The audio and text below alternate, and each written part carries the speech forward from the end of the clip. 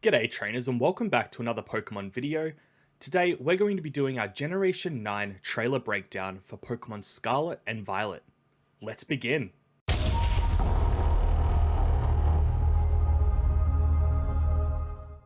Alright guys, so we've jumped into, I guess, the core part of this trailer. Everything before this was just the security guard walking around, finding that Game Freak logo room, and then entering. So, he's just entered the room, and if you look at the bottom left-hand side of the screen, you're going to see a type of what appears to be a calendar. Now, it doesn't seem to be a regular calendar with anywhere from 28 to 31 days on it. It does seem to have a bit more detail, which makes me think, is this maybe a lunar calendar?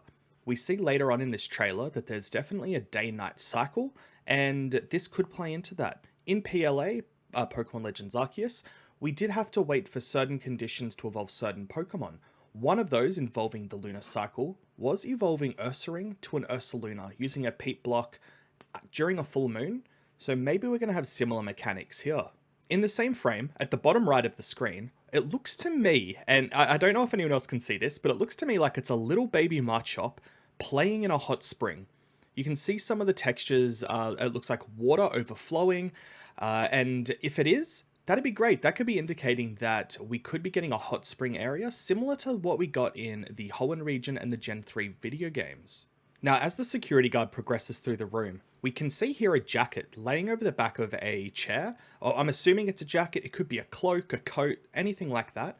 And it's got a bit of a spiderweb pattern on it, maybe mixed with a bit of an eye, and then a little bit of a symbol underneath. It kind of looks like a very shorthand signature, the way some people sign just their initials in a quick way.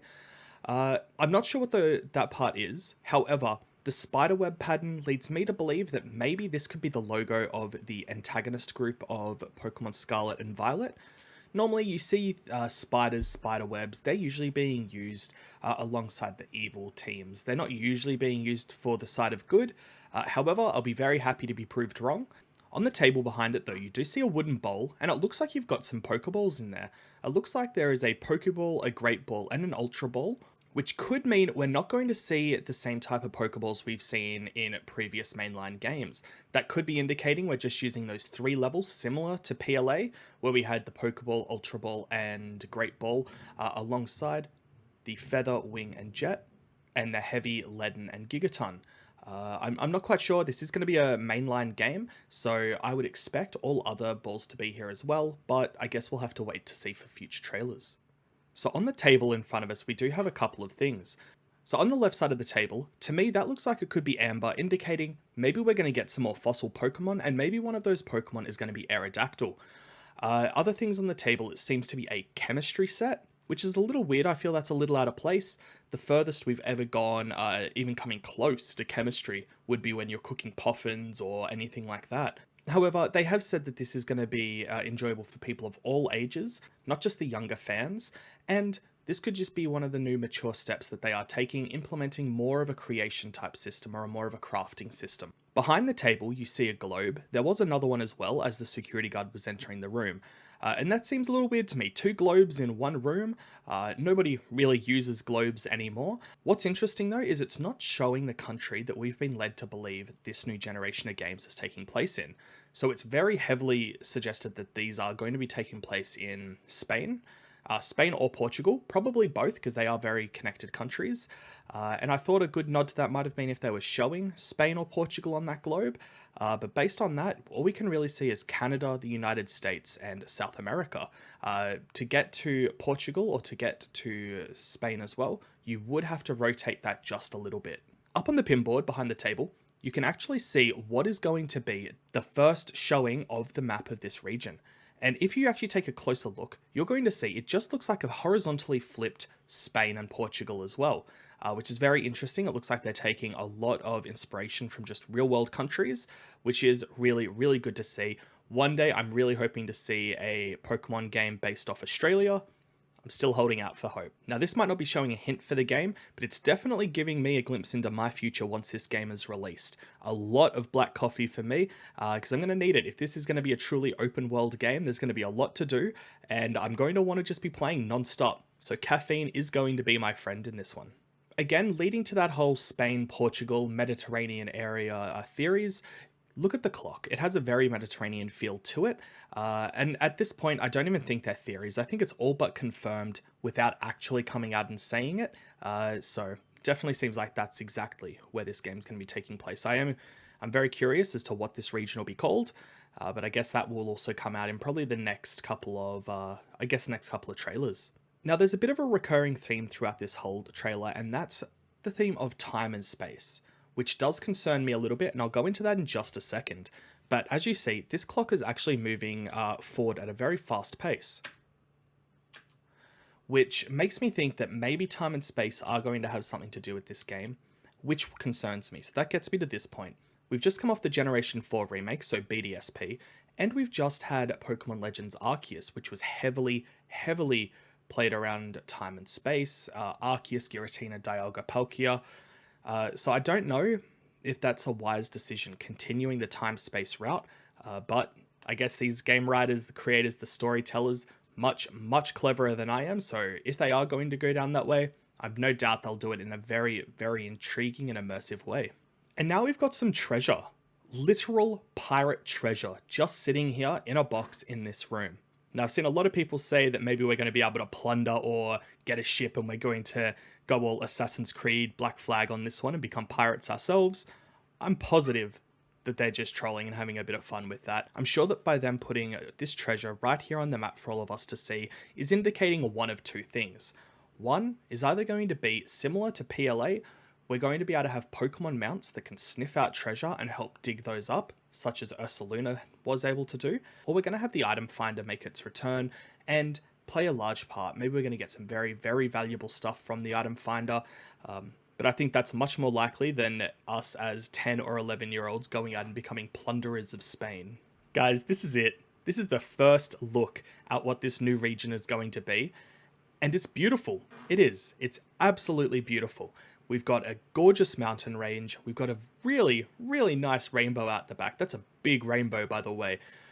We've got nice open grass fields right in the middle, just before you get into this city. Does seem that there's going to be a bit of a lake. It seems to be it's dug into the ground a bit as well, so it's got a very high cliff face. Now, obviously, the first thing people are going to see is there is a giant cathedral right in the middle or right up at the back of this city, and its centerpiece is a giant Pokeball, potentially a Master Ball. It does look a little bit purple in some shots, but I think it's probably more likely to just be a Pokeball. Very excited to see how that leads. Maybe it means we're going to have a bit more of religious tones. Again, coming off Gen 4 and Legends Arceus, I don't know if that's the right path to take, but I guess we'll see.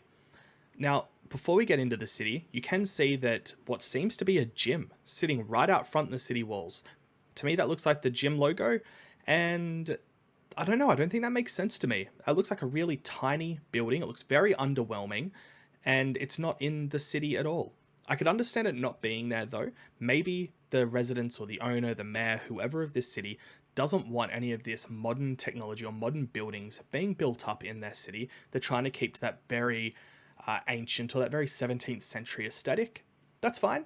It doesn't look like it is fitting to be a Pokemon gym.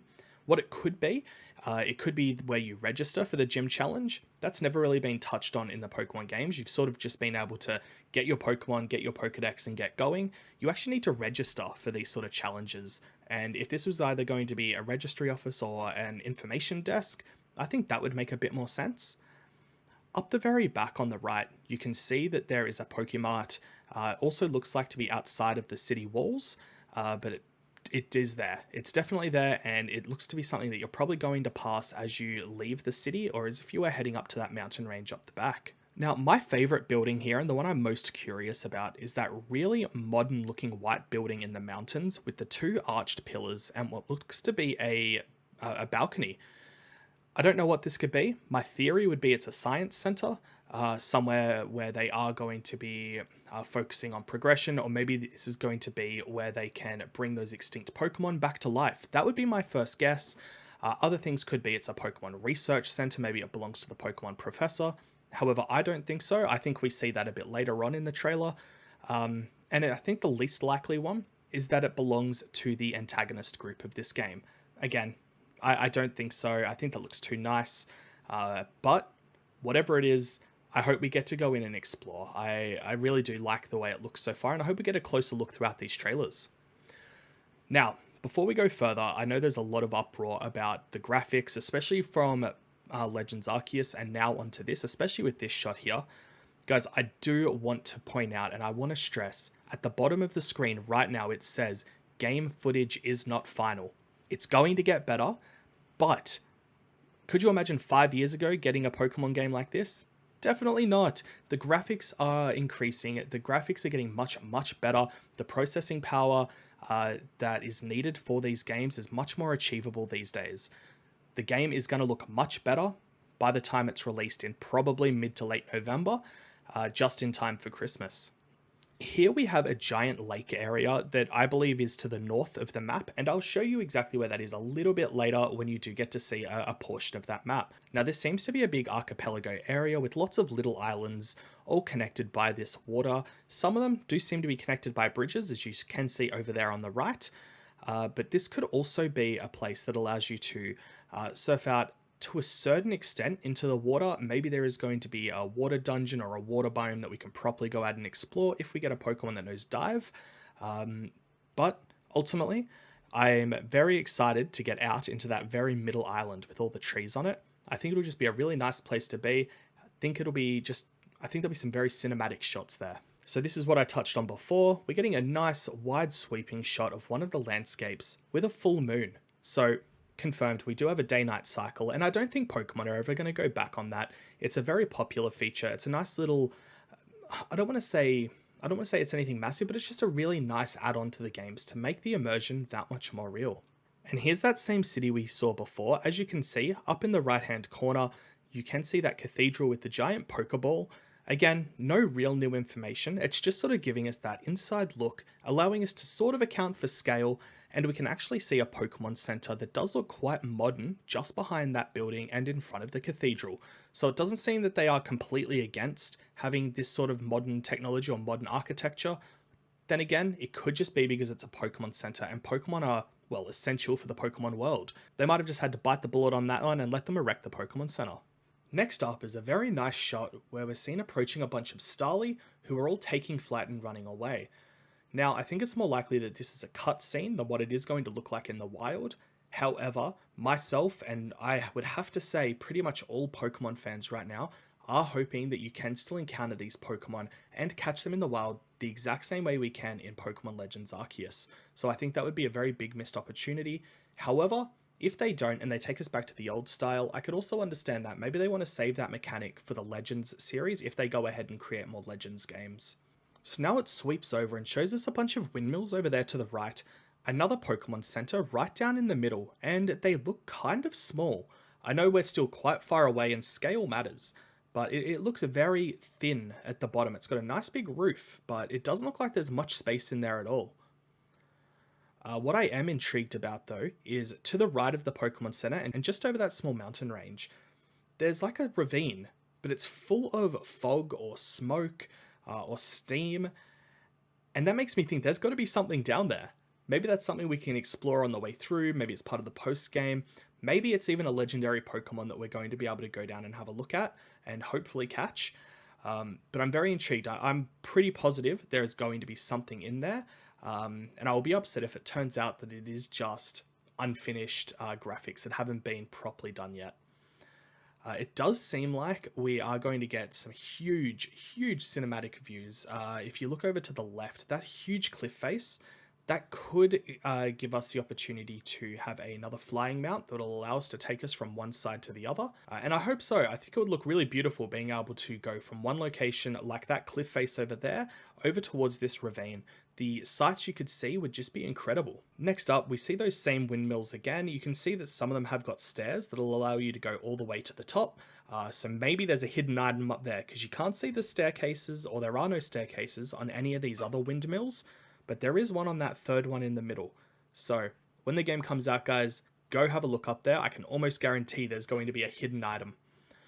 We can see a bunch of Hoppip just being blown away in the breeze. Again, just a really nice looking clip. So next up is a scene that I've been hearing people say is just a rip-off of the Crimson Myrelands. I disagree. I can see why they would say that. However, I like this more. Even though it's not finished, even though there are going to still be quite a few updates to come, I like this area from this one little clip that I did like the Mylands. Anyone that has that followed my Let's Play will know I wasn't the biggest fan of it. There was some cool Pokemon, but overall it was probably my least visited area because I just didn't enjoy it. I didn't like it aesthetically. But this one looks really, really nice.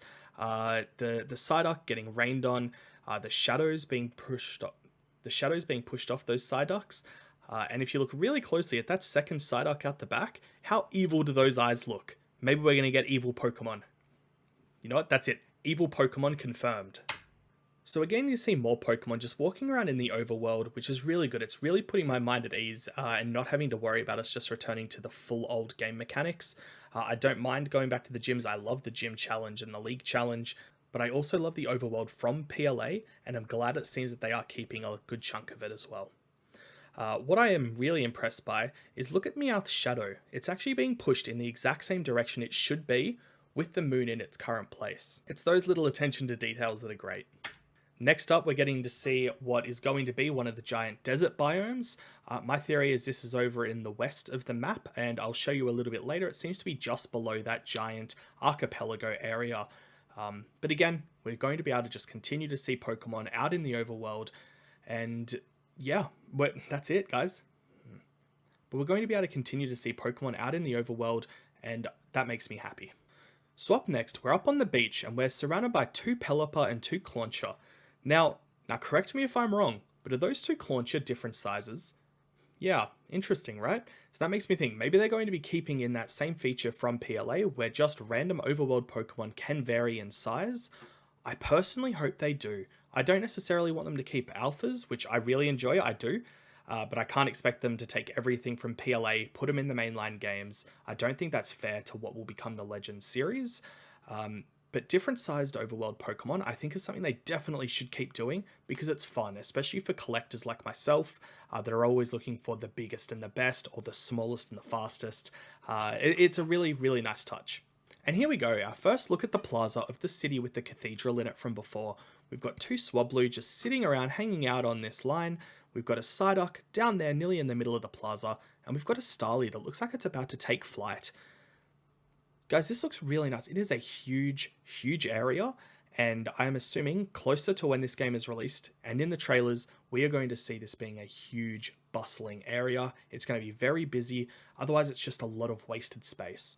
I think some of these shops we might be able to enter, but I think the vast majority of them are just going to be fake shop fronts we can't. However, again, I hope I'm proven wrong. So of course, we've got the obligatory Pikachu in the trailer. It's going to bring in all the fans because you can't have Pokemon without Pikachu. So he's just real cute looking there. He's still got his shadow effects going, which is great. What I haven't heard yet, and it could be a very unpopular opinion, but I think the character animation and styles for these children are unbelievably creepy. Their heads seem a bit too big for their bodies. Their eyes seem a bit too big also. They just seem very ventriloquist doll-like. I mean, just look at the way it walks. See, that didn't look right. Next up, we're going to see a Blissey asleep in a little grass patch in that same city next to an orange tree. Now, while I love the Blissey being there, I think Blissey's a great Pokemon, what I am going to say is a little contradictory to what I said at the beginning of this video, and that is, I despise the way that this grass and that tree looks. I know it's going to get better, I know eventually it's going to look great, but at the moment, it looks really, really bad. The grass, I can't even explain it. What even is that? It just looks bad. That's all I can say. It looks terrible. But coming up next is one of my favorite in this entire trailer. Look at this Seviper. How amazing is this attention to detail? You can see the individual scales on its skin. That's amazing. You can even see the pattern down on its tail. You really get a feeling for how sharp its tail is as well. And it does, to me anyway, really give that air of being a very big Pokemon. Like, it looks giant and it looks intimidating. Like, if you're walking around a swamp area at 2 a.m. in the morning and you find a Seviper coming towards you, I challenge you not to scream. Guys, I've got nothing bad to say about this. These Larvitar look amazing. Their eyes and the eye patterns underneath are incredible, and Really, that's it. They look amazing, and I cannot wait to see an overworld Tyranitar as well. It's going to be incredible. Speaking of incredible textures and incredible looking Pokemon, check out this Magnemite. I don't know how I can keep saying this without repeating myself 300 times, but they are really outdoing themselves. These textures are amazing. Look at the shadowing on its body. Guys, anyone, when this game comes out, unless it legitimately is a flop, anyone that's disappointed or wants to continue bashing on this game for not looking like the Elder Scrolls or Grand Theft Auto, guys, come on. That's not fair. It's a Pokemon game and it looks amazing. It is the best looking Pokemon games that have ever come out. Next up, we get a very quick clip of a Lucario using what I'm going to assume is an Aura Sphere. Now, you don't get to see who Lucario is battling at the moment, but on the Pokemon Scarlet and Violet websites, you can see that there's a Lucario standing off against a Hisuian Zoroark, which means we're still going to be able to get Hisuian forms in this game. That's going to be very interesting to see how they go about this, because the whole deal with Hisui was it was an ancient form, or at least the way I've interpreted it was they no longer have the ability or to be that region variant, otherwise we would have seen it in Sinnoh. So it's going to be very interesting to see how they pull that off. Next up, we get to have a big sweeping shot of this cathedral with the Pokeball attached. It looks great. It looks really nice, and I can't wait to see what they do with it. This seems to be a giant villa, and it looks cool. I like it. That Dratini water fountain is amazing. One day when I'm a billionaire, I'm going to have one of those sitting in the front of my house, and that's really all I can say about it is the house looks really, really nice. It seems to be overlooking a cliff. The textures here already look pretty good, and it's going to be someplace I'm going to be very excited to go to once these games are released. So next up, we're seeing what many believe to be the player character's house in the game, as you will see some school children run towards it and then head up to the bedroom. So as you can see, one of the children, and you will notice it's actually from Pokemon Scarlet because of the scarlet colored clothing. But look at here, you've got a giant, giant garden, and I'm wondering, are you going to be able to do any form of farming in this game? Most likely. And if so, are you going to be able to do it from a really early time on? Like if you're able to start the game, being able to farm and produce these sort of berries or items, that could be a game changer. That could really, really help you out. But if you can, and it does have that sort of benefit to you, that's also going to concern me. How difficult is this game going to be if you're going to need to be able to grow your own resources from the very beginning? So as you see, the player character, the girl in this case, is running up from what seems to be the building down at the end. Now I think this building here is probably going to be where the Pokemon researcher or the Pokemon professor lives and gives you your first partner Pokemon. Alright, so we skip to the next scene and you can now see we're following a Pokemon Violet main player character because we're now wearing the violet colored shorts. As our character walks into their bedroom, you can see a couple of really cool items. Firstly, there's a Hoppip pot plant. On top, after I'm done recording this, I'm jumping onto Amazon and seeing if I can buy one of those and see if they actually exist, because that is one of the cutest things I've ever seen. And just below my head, which I'm going to remove now, we get a glimpse of the in-game map and what it's going to look like. If you actually look closely, this kind of looks like it's an inverted map from what we saw in the live action part of this trailer. If you look at the very top in the northwest area, you can see that giant watery archipelago type place.